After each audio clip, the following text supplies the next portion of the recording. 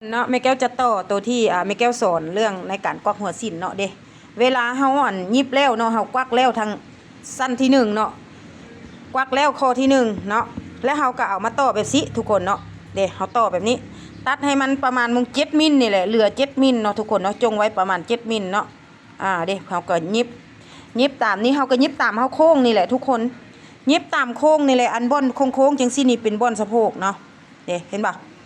โค้งแบบนี้แหละทุกคนบัดเวลาเฮามาแต้มเนาะบัดเวลาเฮา10แต้มสิ้นนี้เนาะเดี๋ยวเฮาเอาเซฟตัวนี้เดี๋ยวเฮาเอาหอยพับตัวนี้พับตามหอยตัวนี้เลยเวลาเฮาทบเนาะเฮาสิพับแต่ว่าเฮาสิแต้มตามหอยนี้เลยทุกคนนะเวลาเฮาไปตัดแล้วเฮาอนามัยเอาเข้าหัวเข้าอย่างเรียบร้อยนะทุกคนนะมันจะตรงเป๊ะเลยเนาะลองเอาไปใส่ลองเบิ่งเด้อเนาะทุกคนเนาะผู้ใดอยากได้ก็ลองเอาไปนำใส่ลองเบิ่งเนาะคันทาว่าไซบ่คักก็เฮ็ดหมดที่ตัวเองเป็นเนาะทุกคน